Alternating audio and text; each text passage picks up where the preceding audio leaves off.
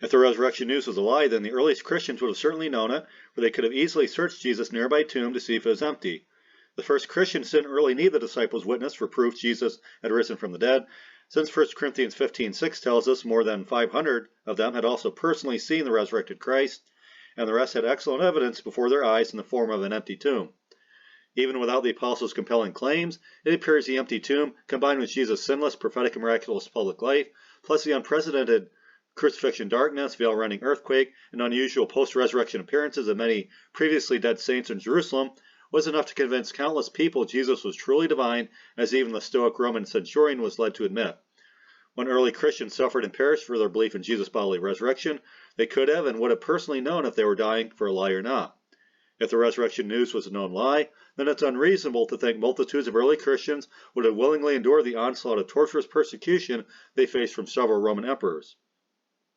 Also impossible for skeptics to explain is the explosive growth of the early church despite multiple periods of heavy persecution if the resurrection news was a known lie.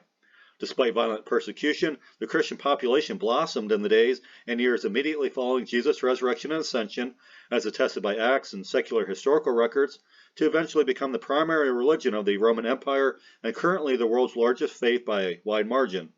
The majority of humanity in the first century and beyond clearly found evidence for the apostles' resurrection claims far more compelling than the Jewish religious leaders' false stolen body story. If a vote had been taken at that time, then the outcome would have been a landslide in favor of the risen Christ.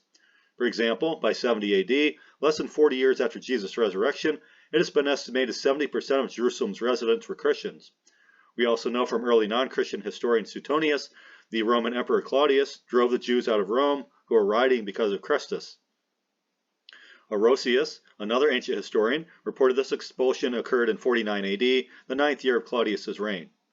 These ancient secular historical writings directly verify Acts 18:2, which states, Claudius had commanded all Jews to depart from Rome, and also proved beyond reasonable doubt a substantial Christian community had been established in the capital city of Rome within just 16 years after Jesus' resurrection, confirming the biblical account of Christianity's rapid spread.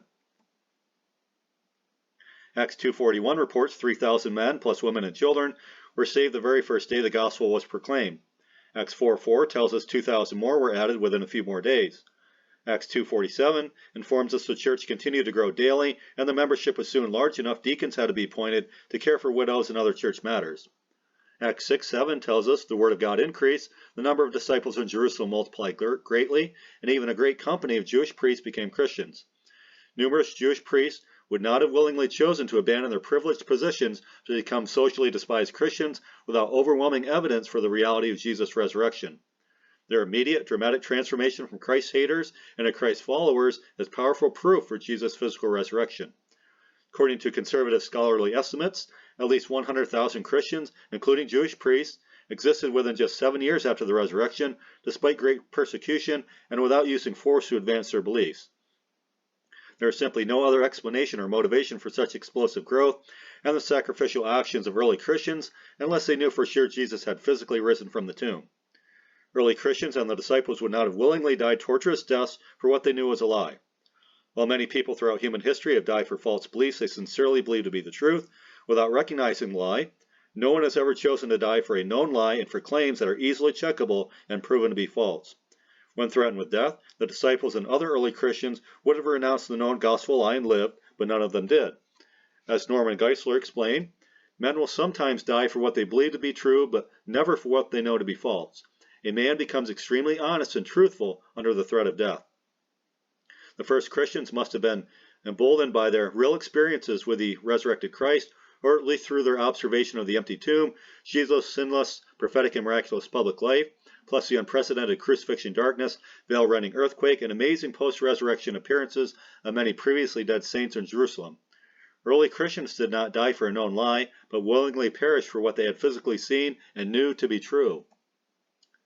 The psychology of humans under intense stress was illustrated well by the relatively recent Watergate scandal, after which all the closest, most loyal aides of President Nixon jumped ship when their cover was blown and the lies were exposed.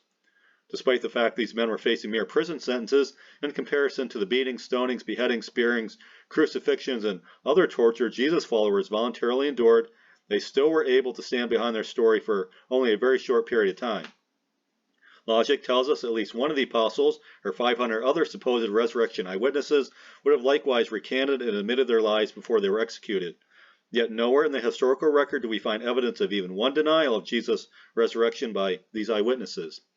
Their steadfastness offers tremendous proof they were not intentionally lying, but rather sincerely believed they had seen the risen Christ. They were so sure in their beliefs they bet their earthly lives and eternal future on them. The unique position of the apostles and other early believers to know the truth for sure makes Christianity unique among world religions. While the early followers of other religions could only hope their beliefs were true, early Christians could have and would have known with concrete certainty their core convictions were true, for Christianity alone is based upon the historically verifiable supernatural act of its founder. We as modern Christians can rest upon the honest reports of numerous confident early eyewitnesses concerning the sinless, prophetic, and supernaturally risen Christ. Christianity is indeed built upon an incomparably firm historical foundation.